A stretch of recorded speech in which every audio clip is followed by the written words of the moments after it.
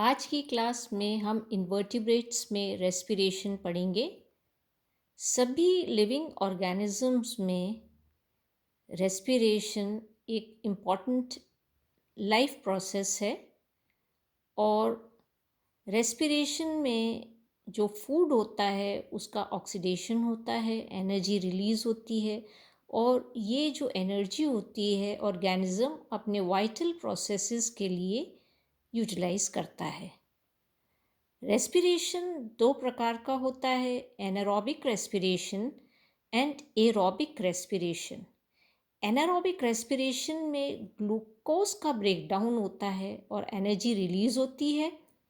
इसमें atmospheric oxygen का use नहीं होता है इस टाइप के रेस्पिरेशन में।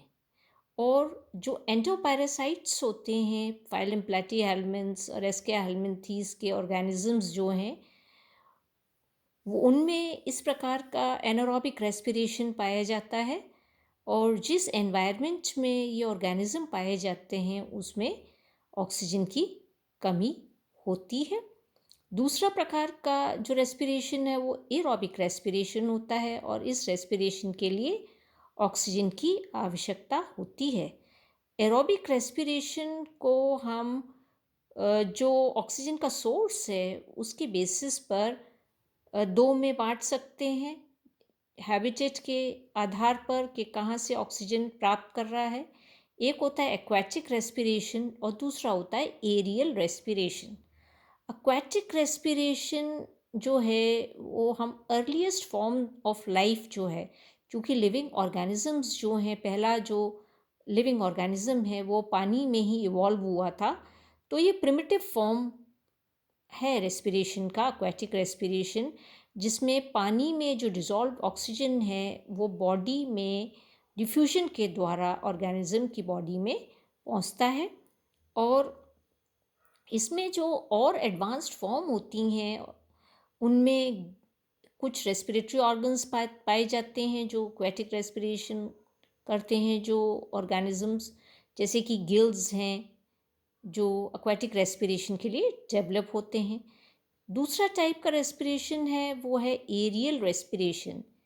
इस प्रकार की रेस्पिरेशन में एटमॉस्फेरिक एयर जो होती है वो बॉडी में, एनिमल की बॉडी में एंटर होती है, एक्सचेंज होता है गैसेस का, और इसके लिए स्पेशल रेस्पिरेटरी ऑर्गन्स होते हैं ऑर्गेनिजम्स में, जैसे ट्रेकिया है, बुक लंग्स हैं या फिर लंग्स हैं, और भी होते हैं।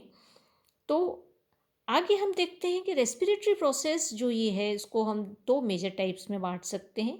एक होता है एक्सटर्नल रेस्पिरेशन और दूसरा होता है इंटरनल रेस्पिरेशन। एक्सटर्नल रेस्पिरेशन का जो फेज़ है इसमें ऑक्सीजन एंटर होती है बॉडी में, टिश्यूज़ तक जाती है और फिर टिश्यूज़ से कार्बन डाइऑक्साइड कलेक्ट करके ये एयर बॉडी के बाहर निकल जाती है। तो this is the external respiration.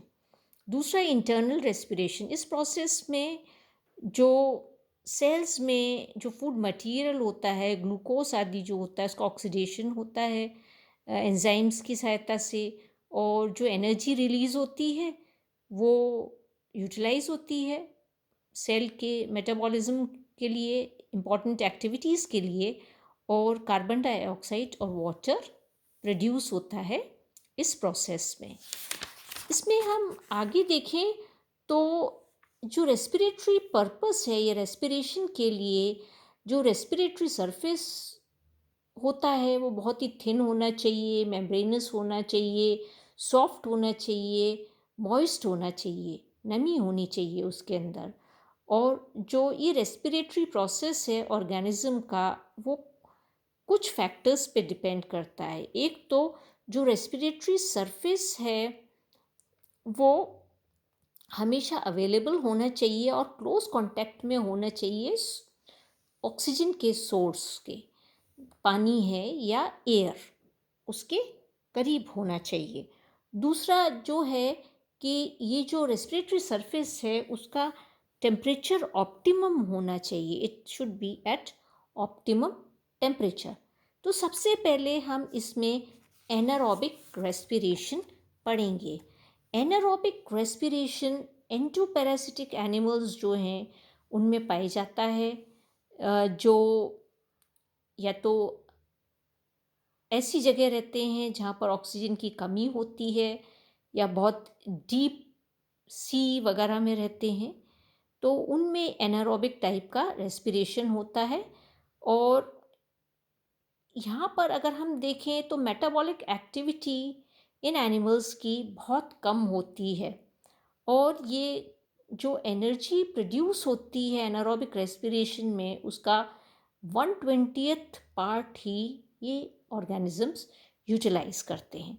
तो सबसे पहले हम एनारोबिक रेस्पिरेशन लिवर फ्लूक या फेस्यूला हिपैटिका में देखेंगे। तो फेस्यूला हिपैटिका बाइल डक्ट में, जो लिवर की बाइल डक्ट होती है शीप की, उसमें ये पाया जाता है, और यहाँ पर ऑक्सीजन की कमी होती है।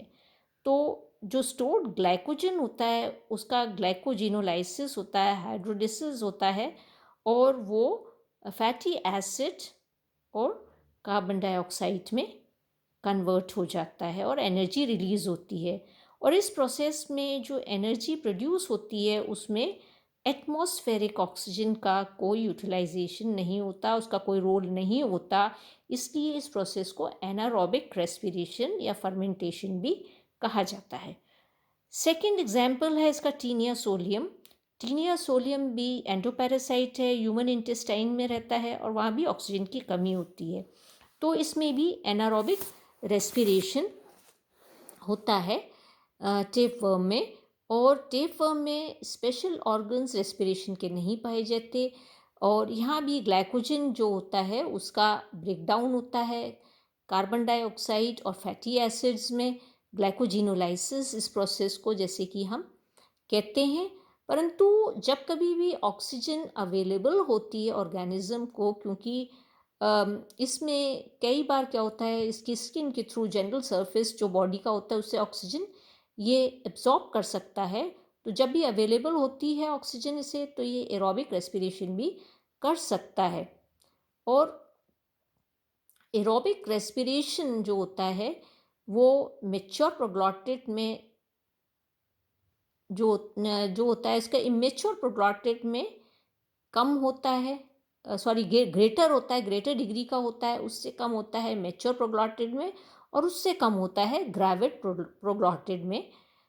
तो यहाँ पर ये है एंड प्रोडक्ट जो एरोबिक रेस्पिरेशन का होता है वो कार्बन डाइऑक्साइड होता है जो बॉडी से डिफ्यूज़ हो जाता है जनरल बॉडी सरफेस के द्वारा, और जो नॉन वॉलेटाइल फैटी एसिड्स होते हैं वो बॉडी से रिमूव हो जाते हैं एक्सक्रीटरी ऑर्गन्स के द्वारा, ये एक्सक्रीटरी सिस्टम के द्वारा।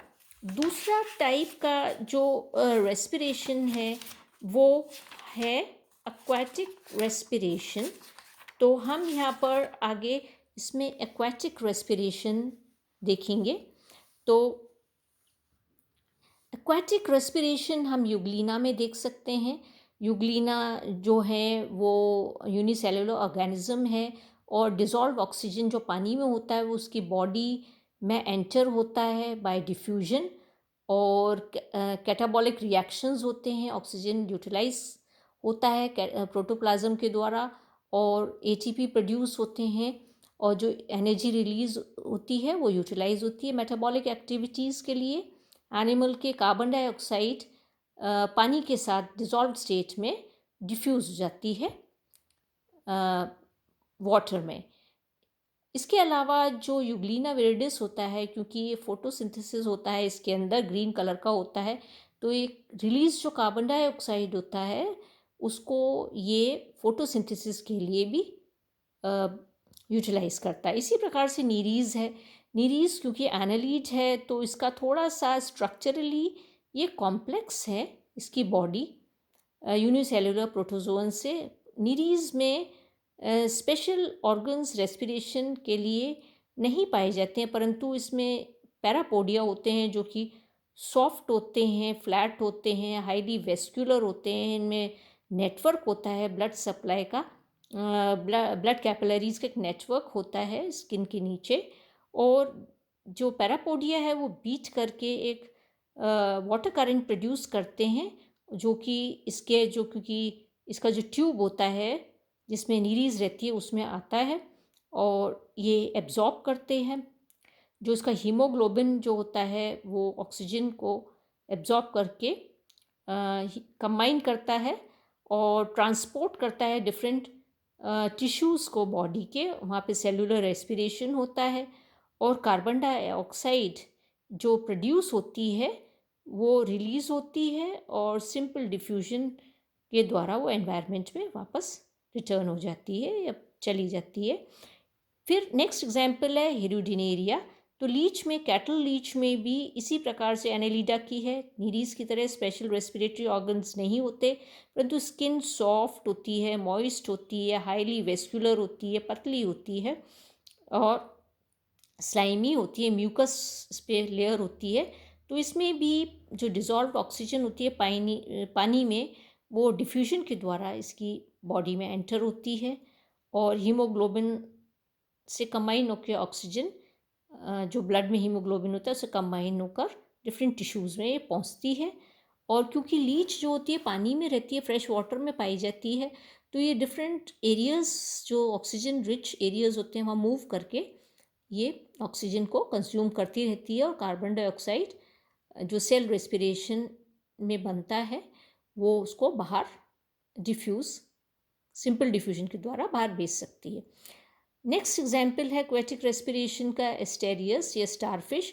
तो स्टारफिश एकाइनोडर्म है, इसमें स्पेशल रेस्पिरेटरी स्ट्रक्चर डर्मल ब्रेंकाई या पेपुले होते हैं और ये डर्मल ब्रेंकाई पेपुले डर्मल पोर्स के द्वारा ओरल और एबोरल सरफेस पर ये बाहर निकले हुए होते हैं और ये एम्बिलिकल स्पाइन के पास लोकेटेड होते हैं। फिंगर लाइक स्ट्रक्चर्स होते हैं, हॉलो होते हैं और इनका फंक्शन रेस्पिरेशन और एक्सक्रीशन में इनका फंक्शन होता है। इसके अलावा ट्यूब फीट जो होते हैं वो भी रेस्पिरेशन में हेल्प करते हैं और दोनों ही स्ट्रक्चर्स कंटिन्यूस होते हैं सीलोमिक फ्लूइड के। इसलिए जो वाटर वेस्कुलर सिस्टम है उसमें लगातार पानी आता रहता है और वो भी रेस्पिरेशन में के लिए डिज़ोल्व ऑक्सीजन लेकर आता है।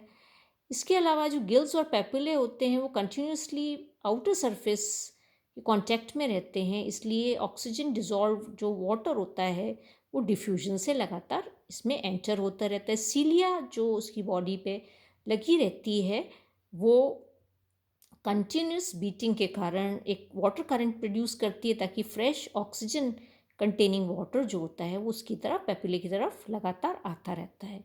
और कार्बन डाइऑक्साइड जो होती है वो वाटर वेस्कुलर सिस्टम के द्वारा बाहर रिमूव हो जाती है। तो नेक्स्ट क्लास में हम प्रॉन में एक्वेटिक रेस्पिरेशन पढ़ेंगे।